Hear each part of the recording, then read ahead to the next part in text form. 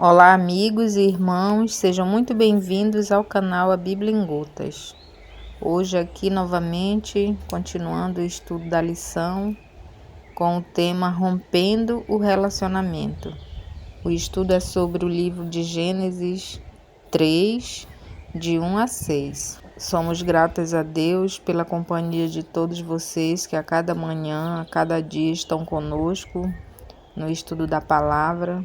Que Deus derrame bênçãos sem medidas sobre a vida de cada um de nós e que nos mantenha firme nesse propósito de estudar a palavra. Não esqueçam de deixar seus pedidos de oração nos comentários para que possamos orar. Aqueles que puderem, fechem seus olhos, vamos orar ao nosso Deus. Bondoso Deus, querido Pai, louvado e exaltado, Senhor, seja o teu nome para todo sempre. Pai querido, muito obrigada, Senhor, por mais um dia, pela noite de sono, pelo despertar com vida, com saúde. Obrigada porque mais um dia nós estamos aqui para estudar a Tua palavra, Senhor. Que Teu Santo Espírito venha nos iluminar para que possamos entender, compreender e, acima de tudo, colocarmos em prática, Senhor, em nossas vidas. Fica conosco. São bênçãos que te pedimos e te agradecemos em nome de Jesus. Amém, Senhor.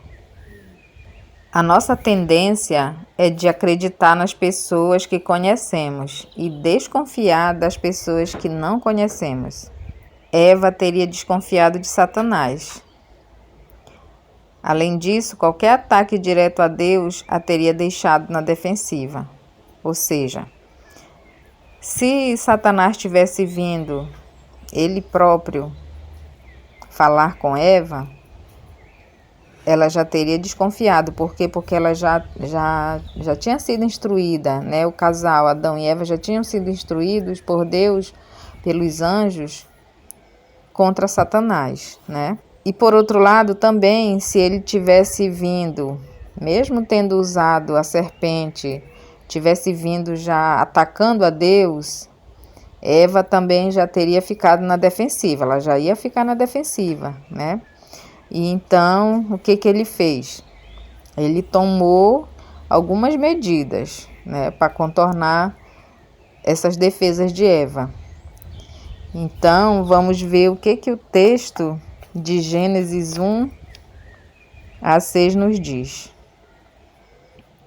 E o versículo 1 começa assim: Mas a serpente, mais sagaz que todos os animais selváticos que o Senhor Deus tinha feito, disse à mulher: É assim que Deus disse: Não comereis de toda a árvore do jardim?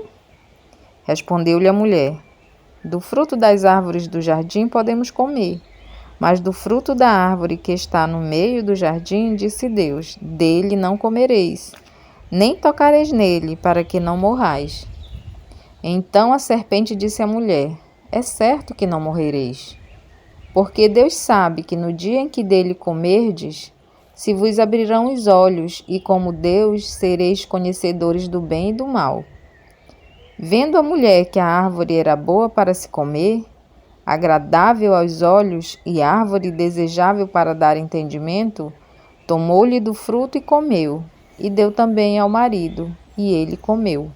Então, nós vemos aí que Satanás usou outras medidas, né? Ele não veio diretamente, ele não veio ele mesmo, né? Ele se disfarçou, né, usando a serpente. E ele também não veio atacando a Deus. Como foi que ele veio? Ele se apresentou de forma sutil e sagaz, perguntando o que Deus havia dito, para depois contradizer as palavras do Senhor. Ou seja, sua estratégia foi misturar verdade com mentiras. Então, por mais deplorável que fosse a transgressão, cheia de possíveis infortúnios para a família humana, a escolha de Eva não envolvia necessariamente a raça na penalidade dessa transgressão. Não foi a escolha de Eva, mas a deliberada escolha de Adão, na plena compreensão de uma ordem expressa de Deus, que tornou o pecado e a morte a sorte inevitável da humanidade. Eva, ela foi enganada, mas Adão não. Isso não aconteceu com Adão. Ele tinha como escolher, dizer não, não comer, não pecar, não transgredir a ordem que Deus tinha dado. Mas ele escolheu desobedecer. Porque quando ele percebeu a chegada de Eva, ao olhar para Eva, naquele momento ele já teve a consciência, né, a percepção de que Eva havia sido enganada pela serpente, né? Ela havia comido o fruto, né? Então, ele já havia percebido naquele momento que Eva havia desobedecido a Deus. Ela se deixou enganar pela sutileza, né? Quando ele viu, né, o fruto na mão dela, ele já soube, né? Que Exatamente. ela tinha transgredido, né? Então, nesse momento, ele teve ali a liberdade, né, A a oportunidade de dizer não, é lamentável, é triste demais, mas você desobedeceu a Deus. Mas só que ele não fez isso, né? Ele se aliou a ela, né? E como resultado dessa flagrante transgressão e desrespeito ao mandamento de Deus, o relacionamento entre ele e a humanidade foi rompido. De uma comunhão aberta que desfrutavam com Deus, passaram a fugir, temendo sua presença. Como diz os versos de Gênesis 3, de 8 a 10, né?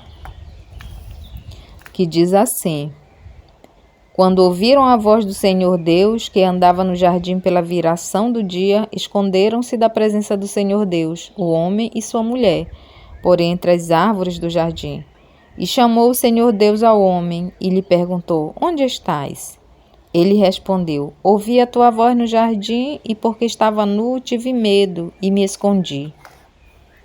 Então, a alienação e a separação substituíram o companheirismo e a comunhão. O pecado apareceu e com ele resultados terríveis, né? A menos que algo fosse feito, a humanidade seguiria para a ruína eterna. Que tragédia, né? Se parássemos por aqui, iríamos entender que a humanidade não haveria mais solução para a humanidade.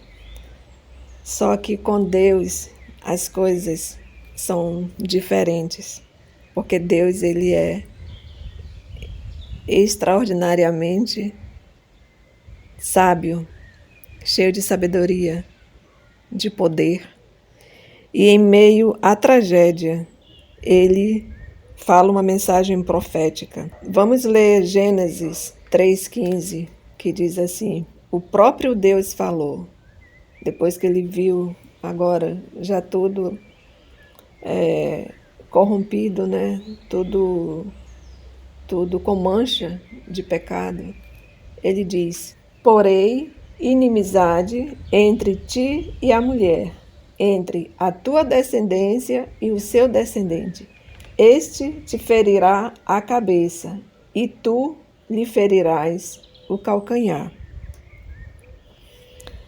A palavra profética fala da hostilidade divinamente ordenada entre a serpente e a mulher, entre o descendente da mulher e a descendência da serpente. A serpente representa Satanás e a mulher representa a igreja. E iria haver essa inimizade por todo o tempo, né, até que Jesus Cristo voltasse. Isso culmina com o surgimento do descendente. Quem é o descendente? Quem é a semente da mulher? Jesus Cristo, que golpearia mortalmente a cabeça de Satanás, enquanto este só seria capaz de machucar o calcanhar. E foi o que aconteceu. Satanás atacou o Messias, o descendente, Jesus Cristo, somente no calcanhar. Mas a partir do momento que Jesus disse, já na cruz do Calvário, está consumado, Satanás naquele momento percebeu que ele já é um derrotado. Não tem mais nenhuma oportunidade para ele. E voltando para Adão e Eva, eles, em seu desamparo, obtiveram ali, naquele momento, a esperança por meio dessa promessa, dessa mensagem profética que o próprio Deus falou. Que uma mensagem que transformaria a sua existência, pois era dada a eles, né, e mantido pelo próprio Deus, a promessa de vitória